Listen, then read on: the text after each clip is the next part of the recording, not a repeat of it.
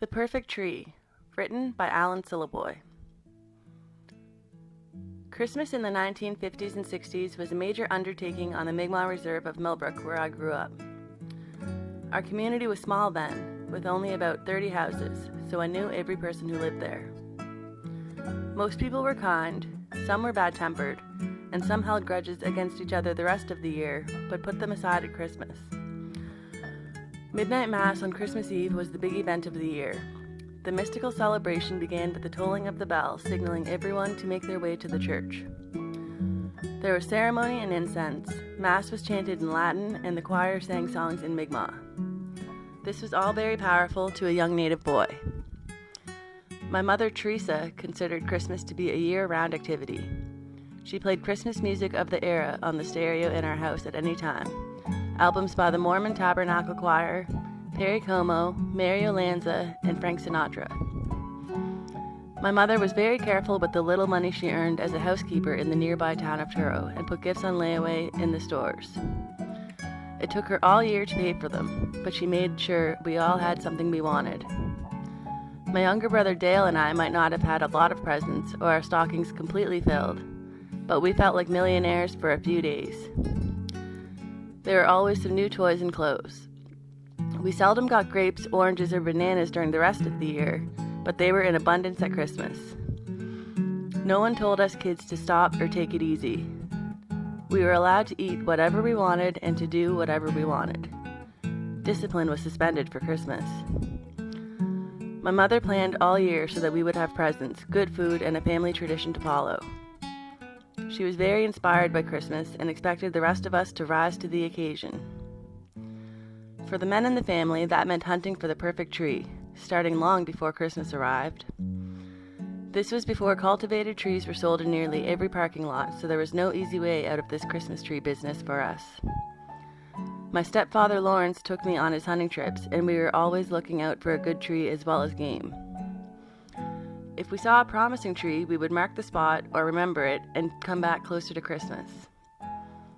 Lawrence did his best to teach me how to hunt rabbits, but I was a bit of a failure.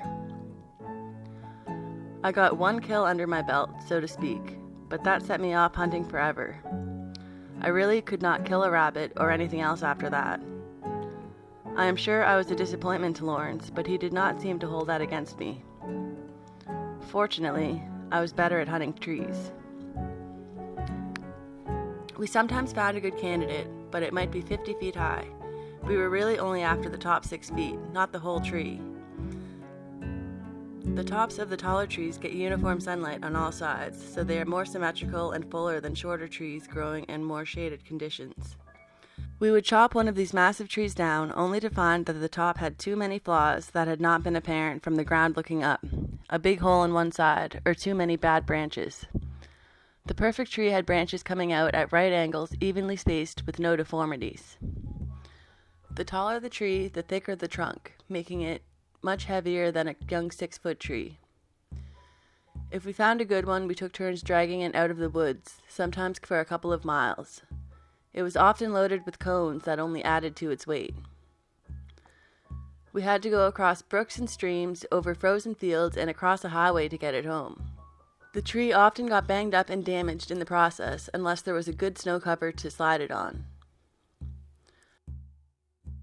Finally, the moment arrived when my mother would come out of the house and have a look at the tree. She had great expectations, and the standard was always quite high.